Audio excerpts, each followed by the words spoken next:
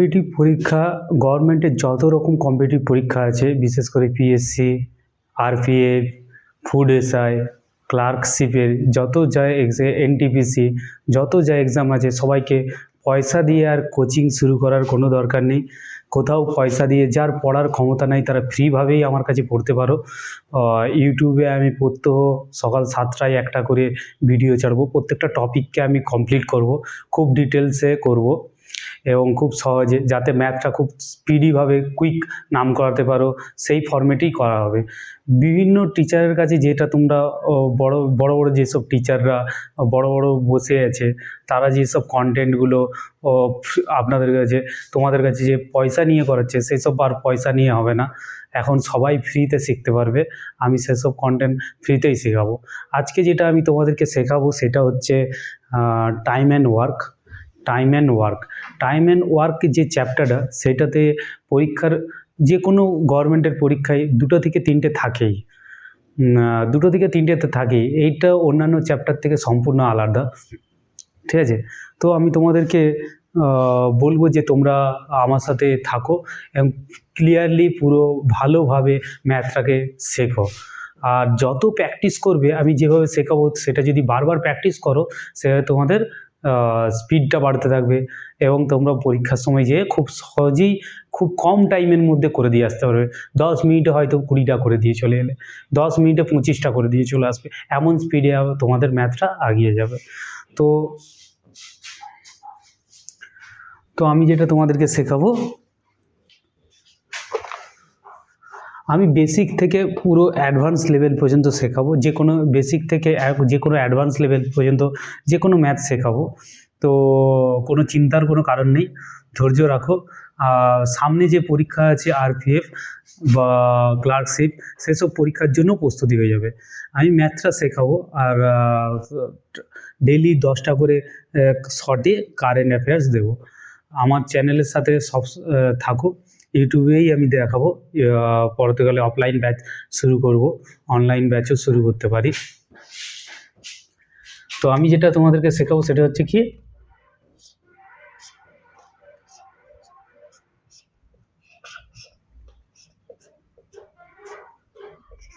Time and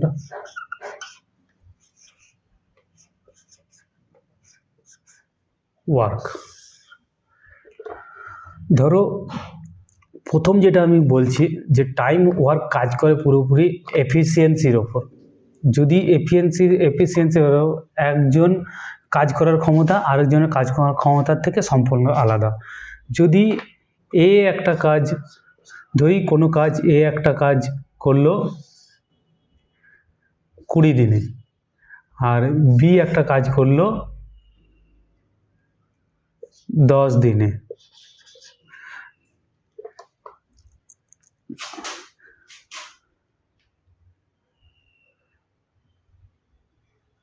B একটা কাজ করলো, তাদের এদের এফিসিয়েন্সি যদি আমাদেরকে বের করাতে হয়, তাহলে টোটাল যে কাজটা সেটা আমাদেরকে আগে জানতে হবে। এই টোটাল কাজটা বেরোবে এলসিএম এর মাধ্যমে। এই দুটো এদের যে কত দিন লাগছে, সেই দিন ধার্য করে আমাদের এদের এলসিএম করতে হবে। 20 আর 10-এর যদি আমরা এলসিএম করি, তাহলে এটা প্রথমে যাবে 2 দিয়ে, 2 10-এ 20 আর 2 5-এ 10।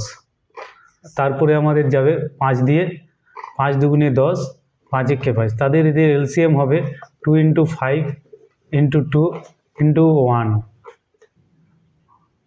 তো 20।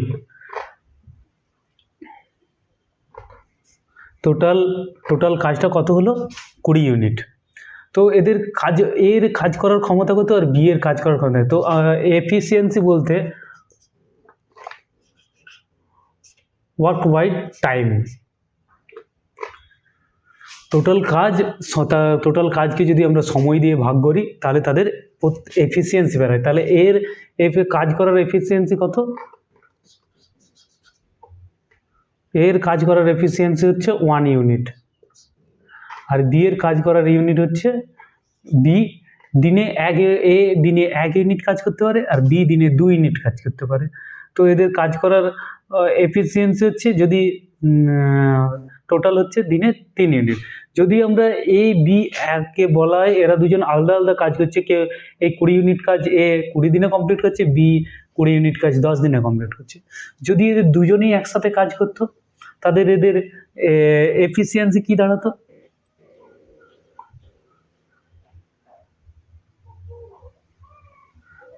তা যদি এরা দুজন একসাথে কাজ করতো তাদের কদিনে কাজটা কমপ্লিট করতো? টোটাল ওয়ার্ক, এখানে টোটাল ওয়ার্ক বাই এফিসিয়েন্সি,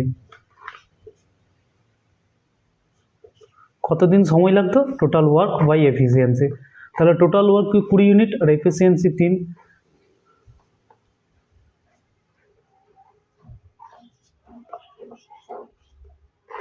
এই সময়টা লাগতো।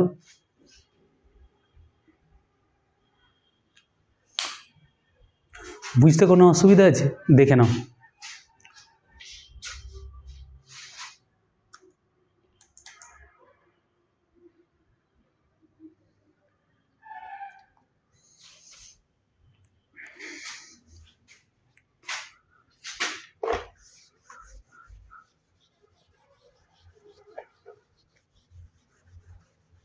এখনো আমরা অঙ্কতে আসছি না, যেটা এটা এক্সাম্পল দিয়ে বোঝাচ্ছি। যদি ধরো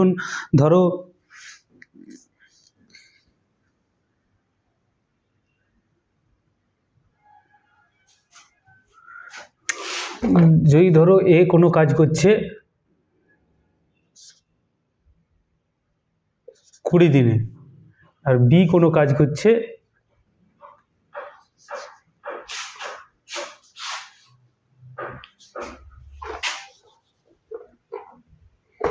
একটি কাজ করছে 20 দিনে আর বি একটি কাজ করছে 30 দিনে। তো এদের মনে রাখবে, এদের এলসিএম কিন্তু সবসময় মনে রাখবে যে এলসিএম এদের শর্ট প্রসেসও বের করে। যদি যেটা বড় তার মাল্টিপল দেখতে হবে দুটো দিয়ে ভাগ যাচ্ছে না। যেমন 20 যদি আমরা 30 ধরি, 30 দুগুণে 60, 30 দুগুণে 60, তো 60টা 20 দিয়েও যাচ্ছে আর 30 দিয়েও যাচ্ছে। আমি এই 40 ধরতাম, 20 দুগুণে 40, তাহলে কি 30 দিয়ে যাচ্ছে? না, ম্যাক্সিমামটার মাল্টিপল হিসেবে ধরতে গেলে দেখবে যে সেটা বোথ নাম্বারে যাচ্ছে নাকি। যদি 30 দিয়ে যদি ধরি, 30 ইন্টু 60, 60 হচ্ছে আমাদের দুটোতেই যাচ্ছে।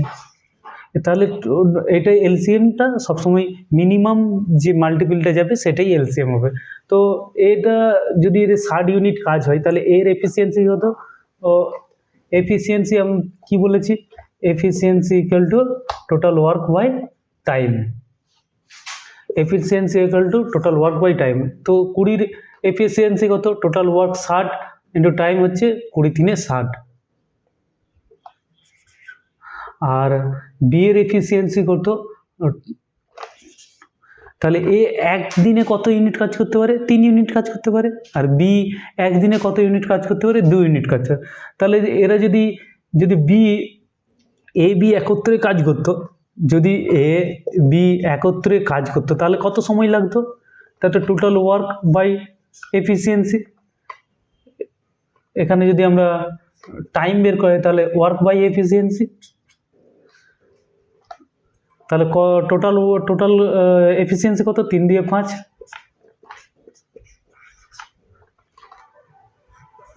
তারা একত্রে কাজ করলে 12 দিন লাগতো।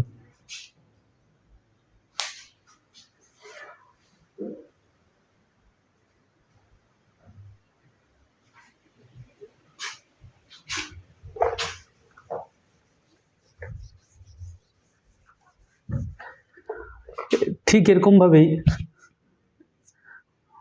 এরকমভাবেই যদি এ কোনো কাজ 5 দিনে করে আর বি যদি কোনো কাজ 10 দিনে করে তাহলে এদের টোটাল কাজ কত? টোটাল কাজ কত ইউনিট হচ্ছে? এদের এই দুটোর এলসিএম কত হবে? ম্যাক্সিমাম 10 যদি থাকে 10 দুদিনে দুজনেরই যাচ্ছে 10 ইউনিট, এগুলো ইউনিট। তাহলে এই যদি 5 দিনে কাজ কমপ্লিট করে, যদি 5 দিনে কাজ করে তাহলে এর এফিসিয়েন্সি কত? 2 ইউনিট, ডেলি 2 ইউনিট। আর বি যদি 10 দিনে 10 ইউনিট কাজ করে তাহলে দিনে 1 ইউনিট। তাহলে এদের কাজ করার, যদি এরা যদি এ আর বি একত্রে কাজটি করে তাহলে কদিনে কমপ্লিট হবে? Total work 10 unit, efficiency, total efficiency.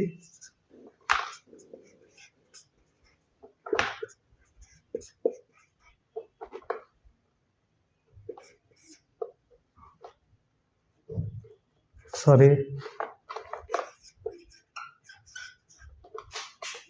বুঝতে পারছো?